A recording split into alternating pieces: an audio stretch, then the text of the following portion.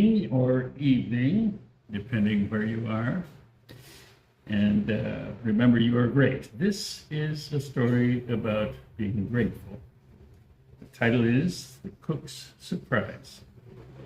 One chilly morning, Biz and Buzz perched on their favorite spot near the back door of Max's Burger Shack, waiting for leftovers.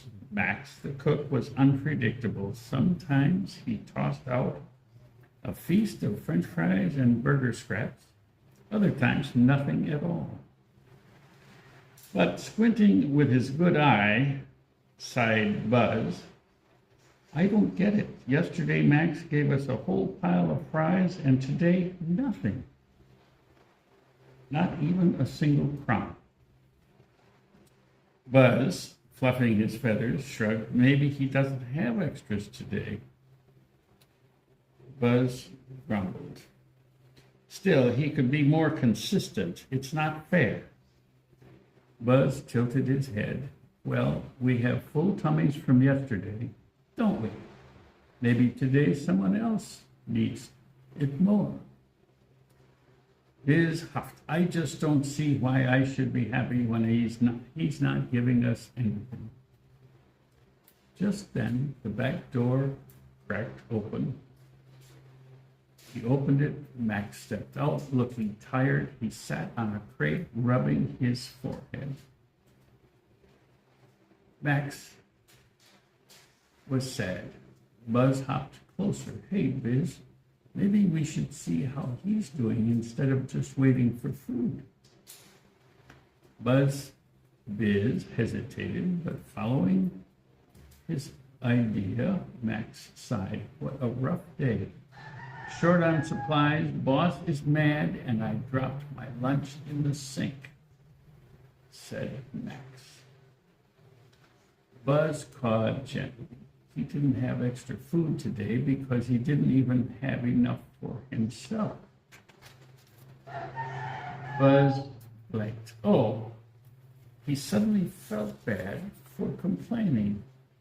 Maybe we can do something nice for him instead. Buzz flapped his wings. That's the spirit. The two crows flew off and returned with a shiny button and a small piece of ribbon from the alley, treasures they knew some humans liked. They placed them near Max's foot. Max chuckled when he noticed. What's this? A gift from my little crow friends. He smiled. Thanks, guys. I needed that today. Biz grinned. You know, Buzz, even when we don't get something, there's always something to be grateful for. Buzz nodded. Exactly. Gratitude isn't just for the good days, it's for all days. As the sun set, Max stood up, stretching. I think I'll grab an extra burger tomorrow. Maybe for my little winged customers. Biz and Buzz cawed happily. Sometimes gratitude comes full circle. And that is the story on being grateful. And hello again. This is a story on giving. And it's called Buzz's Big Gift. So you already know these three friends and brothers always tried to help one another. Biz was thoughtful and always said thank you for every little thing. Buzz had a heart full of kindness. He was always ready to forgive and share, and he loved giving away his treasures to help those in need. Bert, though good at heart, sometimes made mistakes that caused trouble. Every morning, the three brothers would gather on a low branch of a big oak tree near the edge of the forest. They'd talk, sing cheerful songs, and plan ways to help other animals. Biz would sometimes smile and say, I'm so grateful for our friendship and the beauty around us. Buzz would not reply. Yes, it is a wonderful feeling to share what we have with other birds and friends. One sunny morning, while the forest animals were busy preparing for the winter, something unexpected happened. Bert, who sometimes forgot the rules, took a shiny apple from Mr. Rabbit's garden without asking. When Mr. Rabbit discovered the missing apple, he felt very sad and disappointed. The other animals began to grumble, and soon a heated argument broke out among them. Buzz, who loved forgiveness more than anything, quickly stepped in and said, "Let's forgive Bert. He must have made a mistake. And I believe he can learn to do better." But Biz, who cared deeply about fairness and responsibility, frowned and replied, "Buzz, if we always forgive without any lesson learned, then Bert might not understand that his actions hurt others. We must help him learn his mistake." Their voices grew louder as the other animals watched. Buzz felt hurt by Biz's words. "I give away my treasures and my time because I believe that everyone deserves a second chance," Buzz explained softly, his feathers ruffling in the breeze. "If we stop forgiving, then our forest will not be a place of kindness." Biz shook his head. "But Buzz, if you forgive Bert every time without showing him that there are consequences, he might take advantage of your kindness. You already gave away so much of what you have, your best treasures and treats, and now I worry that you might be left with nothing for yourself." Buzz's bright eyes dimmed with sadness. He had indeed given away all his shiny trinkets and tasty treats to help others. Still, he believed that forgiveness was a gift that could heal mistakes. With tears glistening in his eyes, Buzz flapped away, leaving Biz and Bert behind on the branch. Days passed, and the forest seemed like a little colder without Buzz's warm smile and generous spirit. The animals began to see how much Buzz had given away for everyone's sake. One morning, as Biz sat quietly and watched the sunrise, a soft knock came at the branch. It was a tiny squirrel carrying a bundle of acorns wrapped in a leaf. Buzz taught us that kindness never goes wasted, the squirrel said. "We want you to have these acorns. They are for you so you can share them with the ones who need a little warmth." Soon, more animals came by with gifts of nuts, berries, and even a small shiny button or two. They knew that if they gave something to Buzz, he would always pass it on to those who had less.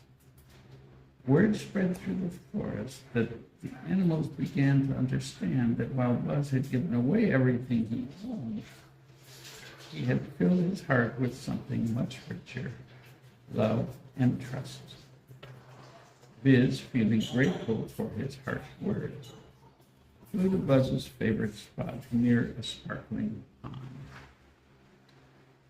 "Buzz," he said quietly, "I was wrong to question your forgiving heart." "Buzz," he said quietly, "but I see that what you give is not just things, it's hope. And because of that, everyone has started giving back to you." Buzz looked up with a gentle smile. "Biz, I understand why you felt that way. Forgiving can be hard when it seems like someone isn't learning. Sometimes giving another chance is the best way to help someone become better. I can still love someone, but not prefer their behavior. That is the end of that story today.